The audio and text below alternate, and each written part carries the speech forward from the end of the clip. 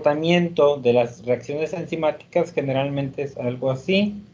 Si nosotros graficamos, bueno, ahorita lo que hicimos fue graficar concentración de sustrato con respecto al tiempo y estamos midiendo la velocidad inicial. Recuerdan, si nosotros hacemos esto a diferentes concentraciones, pues generalmente va a pasar algo así. Si aquí ponemos la concentración de sustrato y aquí ponemos la velocidad inicial que acabamos de calcular, por ejemplo, podría ser un punto en este gráfico. Ahí tenemos la velocidad inicial. Si nosotros aumentamos la concentración inicial de sustrato, generalmente vamos a obtener una mayor velocidad. Una mayor velocidad, una mayor velocidad, hasta que se llega a un máximo. Entonces, ya cuando llegamos a ese máximo, por más sustrato que utilicemos, ya no vamos a alcanzar mayor velocidad de reacción. Ese es el comportamiento típico de las enzimas. Esto es lo que describe el modelo de Michaelis-Menten. Entonces, muchas veces lo que nos interesa es calcular la velocidad inicial para poder tener un gráfico de ese tipo, para poder decir, ah, sí se comporta como una ecuación de Michaelis-Menten. Ahora, si recuerdan, esta ecuación de Michaelis-Menten está descrita por dos parámetros. Uno de ellos es Bmax. Bmax nos dice la velocidad máxima que puede alcanzar esta reacción, y otro es Km. Km es la concentración de sustrato a la cual se alcanza la mitad de la velocidad máxima. Entonces, todas las enzimas que se comportan de acuerdo al modelo de Michaelis-Menten, las podemos describir su comportamiento a través de estos dos parámetros, Bmax y Km. Si nosotros calculamos estos parámetros, pues nosotros podemos calcular la velocidad de la reacción a cualquier concentración. Entonces, pues bueno, esta es la forma normal, la forma tradicional del modelo de Michaelis-Menten. Después hay algunas reacciones enzimáticas que no siguen exactamente este comportamiento. Algunas, por ejemplo, pueden presentar un fenómeno que se llama inhibición por sustrato, que cuando se alcanza la concentración máxima de la velocidad máxima, después, conforme vas incrementando la concentración de sustrato, en lugar de que se mantenga, baja la actividad enzimática. Hay otros que pueden tener otro tipo de mecanismos que les hace tener una curva diferente, pero en general este es así como que el modelo clásico de Michaelis y Menten, que describe el comportamiento de muchas enzimas. Y pues bueno, vamos a tratar de trabajar con él.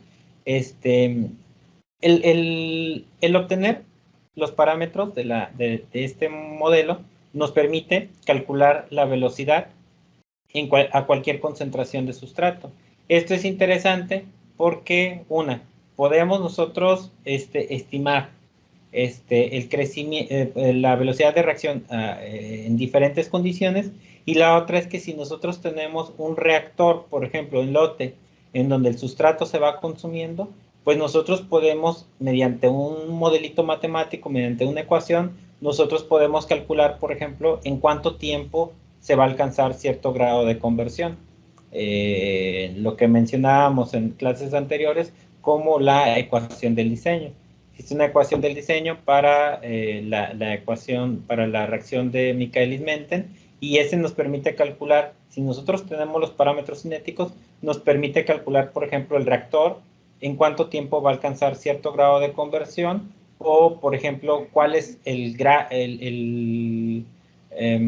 flujo de alimentación de sustrato nuevo que se requiere para obtener cierto grado de conversión, o cuál es el tamaño del reactor que se requiere para procesar cierta cantidad de material. Entonces, hay muchas, cuando nosotros conocemos la ecuación que describe nuestro proceso, nosotros podemos aprovechar esa información para el diseño del proceso. Eso es muy importante, eso no lo vamos a ver por el momento, pero quiero que sepan más o menos cuál es la aplicación de conocer estos valores. O sea, no es una cuestión meramente teórica, tiene una aplicación práctica muy importante. Entonces, estamos viendo los modelos más sencillos, existen modelos más complejos, pero bueno, vamos empezando por esto. Para calcular estos parámetros, pues lo primero que tenemos que hacer es obtener los datos, ¿no? Ya que tenemos los datos y los graficamos y vemos que sí se comportan como como la gráfica de Michaelis y Menten. Entonces, pues bueno, esto significa que sí los podemos calcular. Ahora, ¿cómo los podemos calcular? Existen varios métodos. Actualmente se utiliza mucho algo que se llama regresión no lineal. Es algo parecido a la regresión que ustedes ya conocen, pero que se ajusta a una ecuación, aunque no es lineal, ¿verdad? La regresión lineal, pues es una línea recta y usted se ajusta por minimización de los errores al cuadrado. Un procedimiento muy parecido, pero más complejo, se puede utilizar para ajustar estos datos a una línea que no se comporta como una línea recta, ¿no? Se comporta de alguna otra forma y podemos obtener directamente los parámetros de esta línea. Estos métodos pues requieren generalmente del uso de algoritmos complejos, algoritmos complejos que hacerlos a mano, o sea, si la regresión lineal, hacerla a mano es tediosa, es larga, es cansada y nos puede llevar a errores, pues la regresión no lineal es mucho más complicada. Muchos de esos son procesos iterativos, donde hay que hacerlo una y otra vez hasta alcanzar una aproximación. O sea, son métodos numéricos que se hacen por aproximación. Y pues lo más práctico es hacerlo a través de una computadora. Sin embargo, pues si recuerdan, estos modelos matemáticos existen desde hace mucho, existen desde principios del siglo pasado, 1915, algo así, se desarrollaron. Y en esa época pues no había computadoras, creo que ni siquiera había calculadoras como las conocemos ahora. Entonces, hacer todos estos procedimientos era muy complicado en aquella época. Por lo tanto, se desarrollaron métodos más sencillos para calcular, para estimar estos parámetros cinéticos. Dentro de estos, bueno, estos están basados principalmente en la linearización. Transformar aplicarle un procedimiento matemático a estos datos para que pasen de ser una curva de saturación a que se hagan una línea recta. Estos procedimientos se llaman procedimientos de linearización y hay al menos tres que son muy importantes. Lineweaver y Burke, que creo que fue el primero que se desarrolló, Heinz-Bulff y Hedy-Hopti. Estos tres métodos lo que hacen es, a partir de una ecuación que no es lineal, aplicarle un procedimiento matemático de tal manera que los datos se linearicen y nosotros podamos calcular los parámetros cinéticos mediante regresión lineal simple.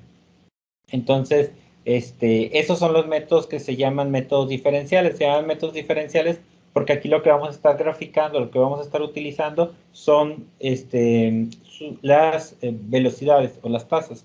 Después hay otros métodos que se llaman métodos integrales y vienen de hacer una integración numérica exacta de la ecuación en este caso la ecuación de Michaelis y Menten, pero si no cualquier ecuación que nos describa la tasa de reacción en términos de la concentración de sustrato.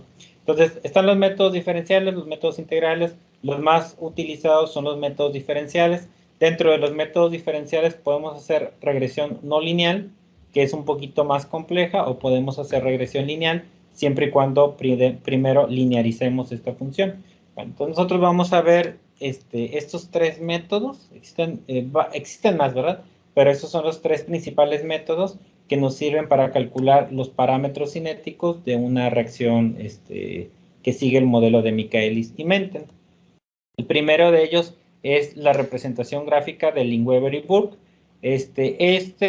Representa o esta se obtiene graficando los recíprocos de la concentración de la velocidad inicial y la concentración de sustrato. Esta es la ecuación de Michaelis y Menten. Si nosotros obtenemos los recíprocos, es decir, lo que está multiplicando lo pasamos dividiendo, lo que está dividiendo lo pasamos multiplicando, nos va a quedar una ecuación de este tipo. 1 entre B es igual a K, aquí viene como KS y CS, porque en este libro de donde lo saqué, así lo escriben, pero nosotros tenemos nuestra nomenclatura que hemos utilizado, es KM, y la concentración de sustrato normalmente la escribimos así. Y Bmax,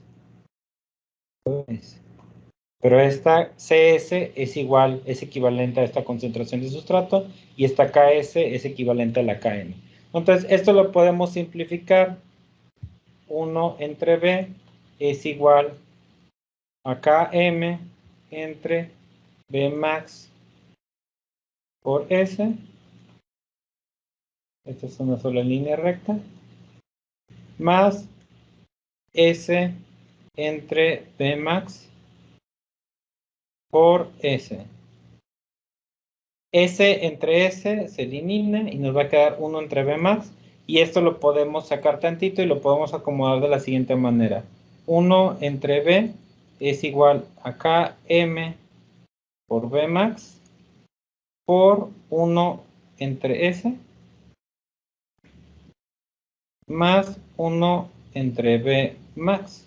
Esto que ven aquí es una ecuación de la recta. Si nosotros graficamos el recíproco de la velocidad inicial contra el recíproco de la concentración de sustrato, nosotros vamos a obtener una línea recta en donde la pendiente va a ser igual a Km entre B max y la ordenada al origen va a ser igual a 1 entre B max.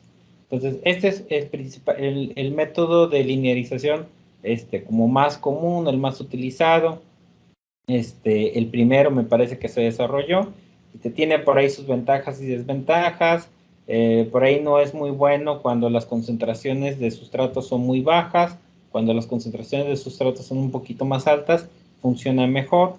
Entonces, este es un método que podemos utilizar para calcular los parámetros cinéticos. ¿Qué tenemos que hacer primero? Pues primero tenemos que obtener los datos, calcular la velocidad inicial a diferentes concentraciones de sustrato. Después se lineariza aplicando estas transformaciones, se grafica, se saca la regresión lineal y se obtienen los parámetros cinéticos a partir de esta ecuación. Otro tipo de linearización es la de Heinz-Wulff. La de Heinz-Wulff es algo muy parecido, dice, se obtiene el inverso, realmente no es el inverso, es el recíproco de la ecuación y se multiplica por la concentración de sustrato. Entonces, esta misma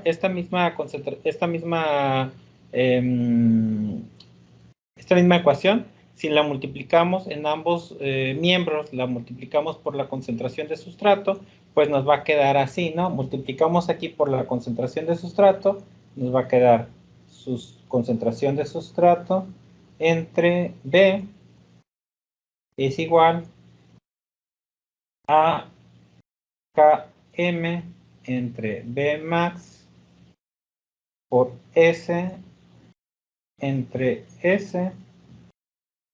Esto se va a eliminar. Más S entre B max. Simplificado, esto sería S entre B es igual a 1 entre B max por S más Km por B max. Y es lo que tenemos acá. La concentración de sustrato entre la velocidad es igual a la constante de Michaelis entre la B max más 1 entre B max por la concentración de sustrato. Esto, cuando graficamos esto contra esto, este cociente, concentración de sustrato entre B, contra la concentración de sustrato, vamos a obtener una línea recta cuya pendiente es igual al recíproco de B max, aquí está, B max, y la ordenada al origen es este punto, que también obtenemos de la regresión, es igual a KS entre B max. Este es otro método. Generalmente este método es más adecuado para concentraciones bajas de sustrato. Es un método que se desarrolló después del método de Lingweber y Burke. Funciona mejor para algunos casos. Como todos los métodos, ¿no? Tiene sus ventajas y sus desventajas. Pero bueno, parece ser que funciona un poquito mejor que Lingweber y Burke. Y finalmente, el tercer método que vamos a ver se llama Eadie-Hopty, es otra transformación. Yo realmente no estoy muy seguro cómo se hace esta transformación, pero vamos a creerle aquí a Eddie y a Hofty. Cuando aquí lo que hacen para este método es como lo contrario, ¿no? Pues me imagino que a lo mejor hacen esto, a partir de esto se hace el recíproco. La verdad no sé cómo desarrollaron esta ecuación, pero bueno, si nosotros graficamos la velocidad de reacción contra este cociente de la velocidad de reacción entre la concentración de sustrato, vamos a obtener una línea recta de pendiente negativa.